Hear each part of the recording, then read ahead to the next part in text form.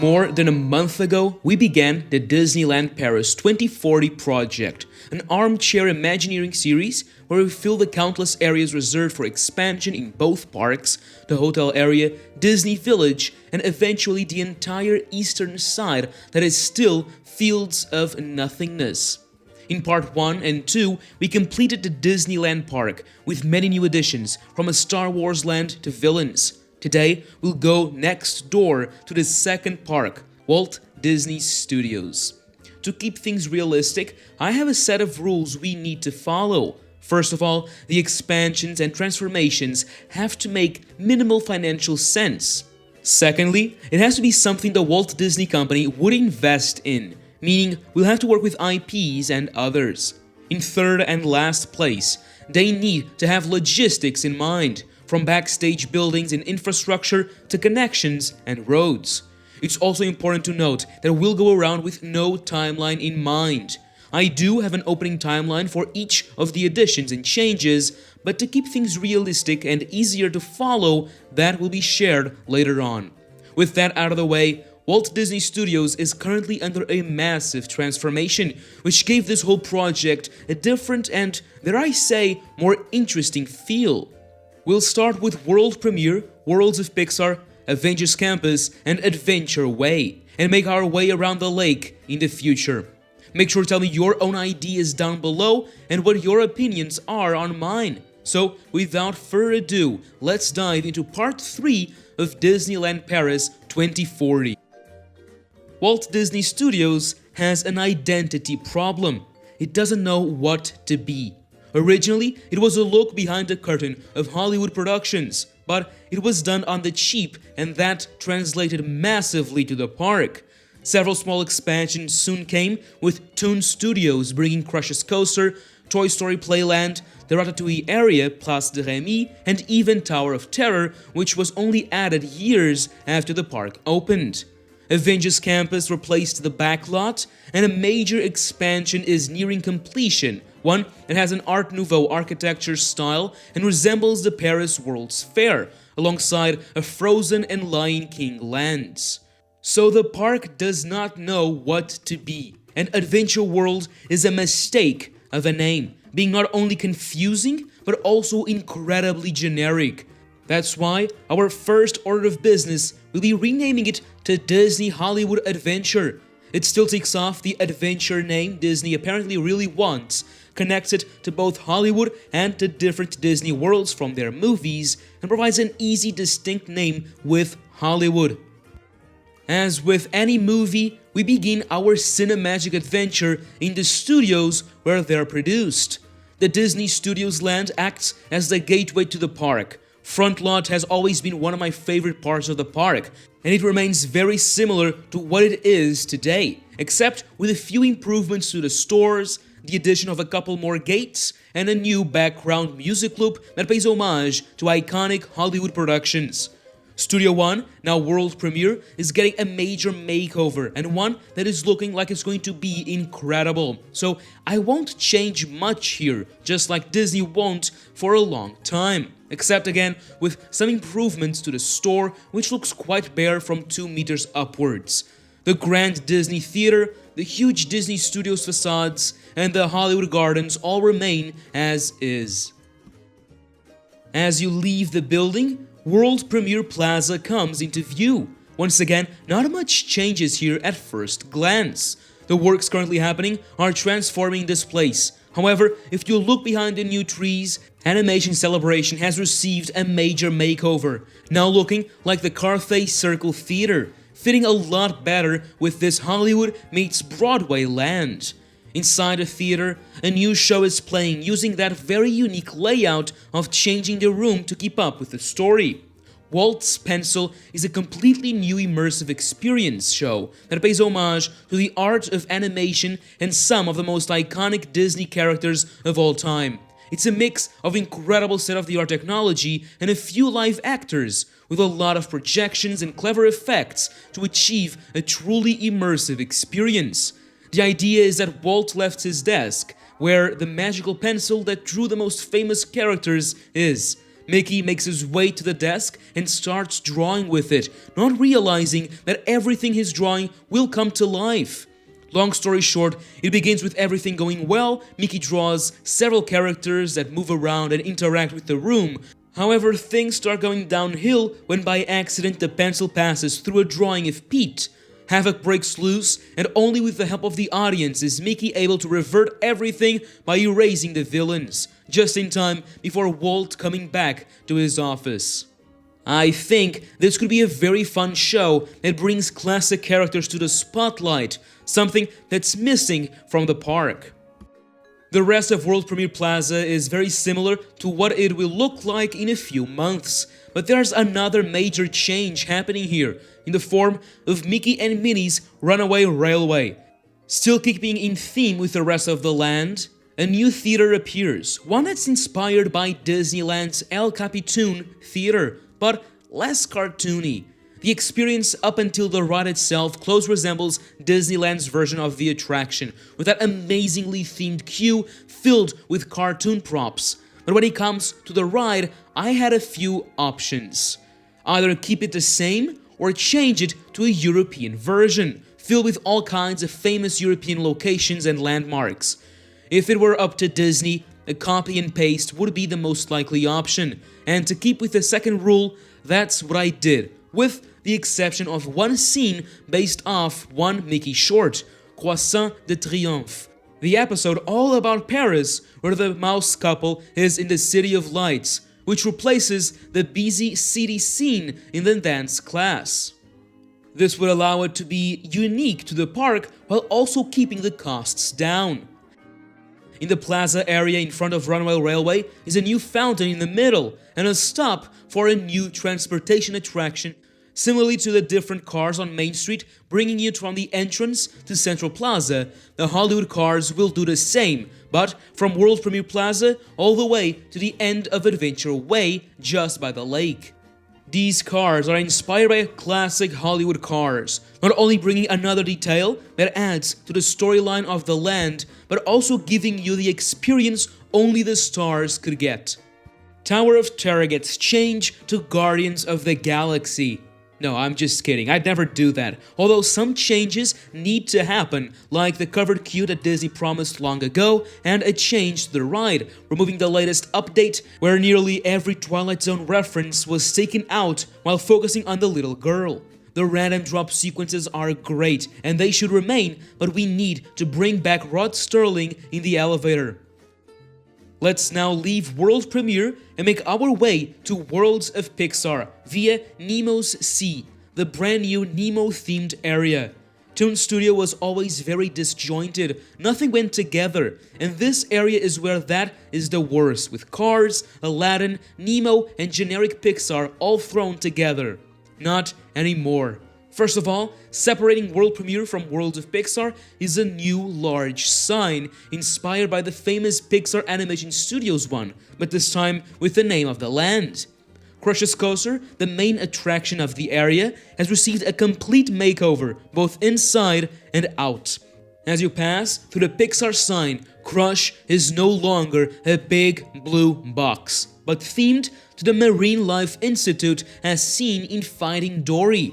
It's similar to Tokyo Disney Sea's Nemo and Friends Sea Rider and features a large screen facing the guests that simulates a huge aquarium where different Nemo characters from both films appear as time passes, bringing more energy to the land. As seen in the second part of the project, Flying Carpets of Aladdin was removed and placed in Adventureland, so there's a lot of space for something Crush's Coaster has been dying for, an immersive queue. The idea is to completely transform the experience, and so we add a storyline to this attraction. We begin by entering the Marine Life Institute for a visit.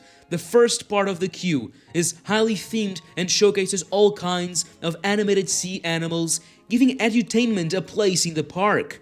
The pre-show soon comes along. This is where we see that both Nemo and Crush are taken by the Marine Life Institute and sent all the way to Australia, and with us alongside them.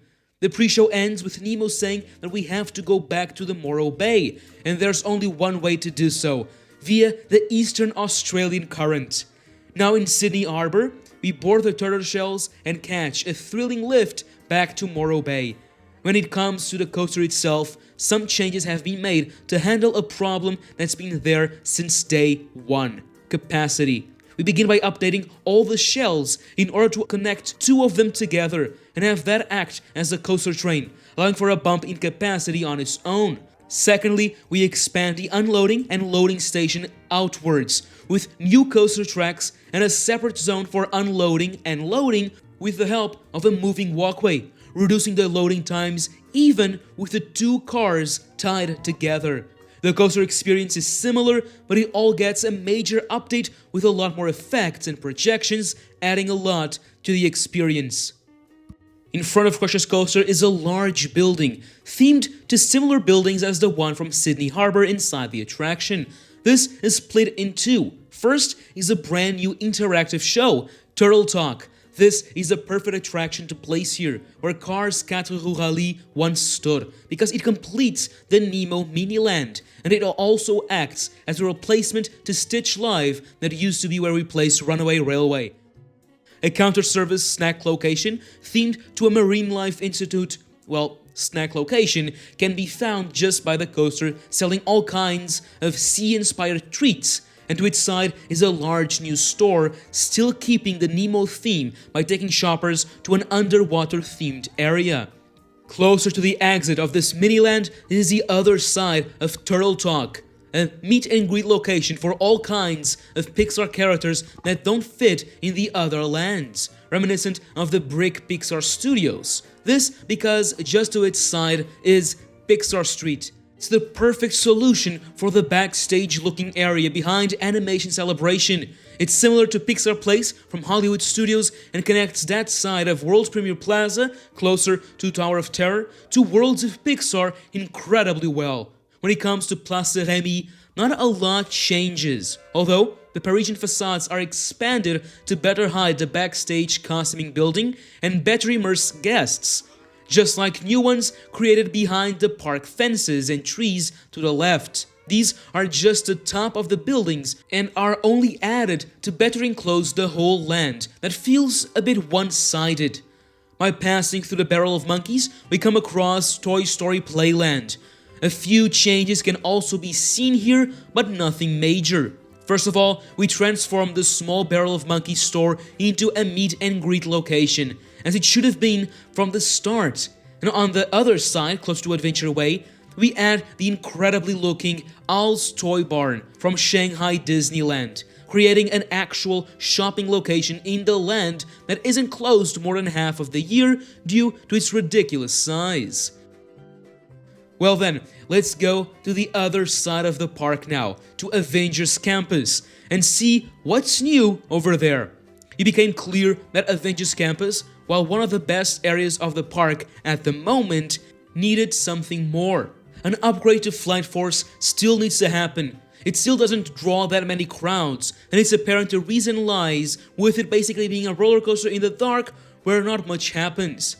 New lights, screens, effects, and even sets should be added to get closer to the product quality that can be seen in a ride such as Cosmic Rewind in Epcot.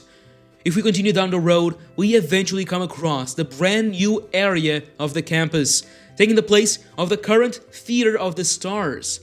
The campus is, at its core, a place for the Avengers to showcase the latest tech and recruit new people, and what better way than an actual showcase of heroes. A new amphitheater that can be used for different kinds of shows is built. The first use is similar to the ancient Sanctorum from California Adventure, where Doctor Strange and Wanda take part in a display of their powers. However, this could and should change in the future to other shows, bringing a very easily adaptable space to keep with the current trends in the Marvel world. Something else this land needs is a major new e-ticket attraction, and Disney is building one that's shaping up to be an out-of-this-world experience in California with Avengers Infinity Defense. The long-awaited ride where guests will jump through the multiverse alongside all kinds of Avengers and superheroes to fight King Thanos.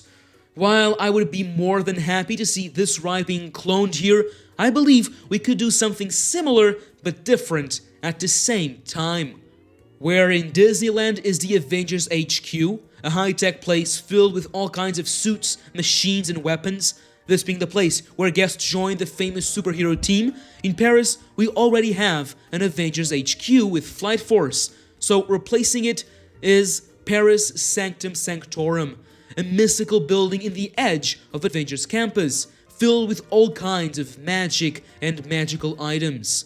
Most of the queue is inside the sanctum, giving us the opportunity to explore all different rooms inside. But in the pre-show with Benedict Cumberbatch's Doctor Strange, we learn about this multiversal threat that's coming to attack Wakanda. Out of thin air, one of the walls opens up with a portal created by Strange that brings us to the high-tech labs in Wakanda, this being where we board the right vehicles and strap in to save the multiverse with the help of countless heroes. The ride itself follows a similar path to that of California Adventures, but also being randomized, so that you never know which characters will be present in the story, making it highly rewritable.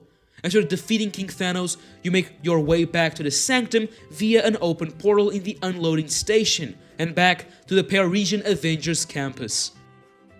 Let's now go to Adventure Way, the road that connects world premiere with the lake, where we have several beautiful gardens and a few things to do. First of all, the Tea Garden is where a small show featuring Mary Poppins and her friends can be seen. On the other side is a Tangled Spin attraction, and you can also spot the East Pavilion. However, there are two new structures here. First of them is a store themed to the same Art Nouveau architecture as seen in the other buildings in the land, and the other a new ride, a Mary Poppins-inspired carousel. I think this is a perfect ride to be featured here, and this is why. First of all, sightlines. It can't be very tall, because that would be quite prominently seen from inside of Avengers Campus. Secondly, it's just by the English Gardens, making this left side a small English-inspired area.